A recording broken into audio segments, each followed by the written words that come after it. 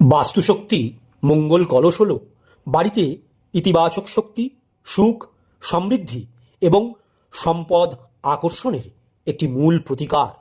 এটি সাধারণত গৃহপ্রবেশের অনুষ্ঠান, ভিত পূজা বা ভূমি পূজার সময়ে বাস্তু ভিটের উত্তর পূর্ব কোণে মাটির নিচে স্থাপন করা হয়। এছাড়া যদি বাড়ি তৈরিতে বাধা আসছে, যেমন নির্মাণ চলতে চলতেই মাঝে মাঝে বাধা পড়ছে, ভিট নির্মাণ হয়ে বাড়ি পড়ে রয়েছে, বা ছাদ নির্মাণের আগেই বাড়িতে কোনো না কোনো বাধা পড়েছে, বা বাড়ি সম্পূর্ণ হওয়ার পরেও প্রবেশ করতে পারছেন না, বা নির্মাণ হতে হতে প্রতিবেশীদের সঙ্গে ঝামেলা ও অশান্তি হচ্ছে যে কোনো কারণেই, বাড়িতে প্রবেশের সাথে সাথে কোনো না কোনো দুর্ঘটনা বা জটিল অসুখ বিসুখ লেগেই আছে। এছাড়াও সন্তানের কেরিয়ারে কোনো উন্নতি হচ্ছে না, নতুন বাড়িতে ব্যবসায় কোনো উন্নতি হচ্ছে না, অর্থকষ্ট ও ঋণের বোঝা দিন দিন বেড়ে যাচ্ছে এই নতুন বাড়িতে। যেই বাস্তু শক্তি মঙ্গল কলস কিভাবে তৈরি হয়?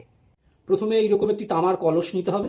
তামার কলসকে এই যে গঙ্গা জল দিয়ে প্রথমে শোধন করে নিতে হবে।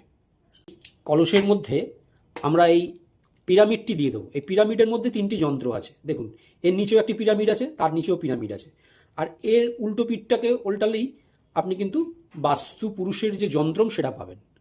কলসের ভেতরে আমি পিরামিডটি স্থাপন করেছি। এরপরে আমি এই পঞ্চশস্য এই পিরামিডের ওপর নিবেদন, এই অক্ষত আতপ চাল এই পিরামিডের ওপর নিবেদন করব।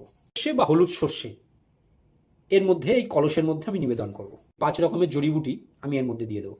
একে একে এই হলুদ, গাঠি হলুদ, সুপুরি এবং হরিতকি, পদ্মবীজ, নাভিশঙ্খ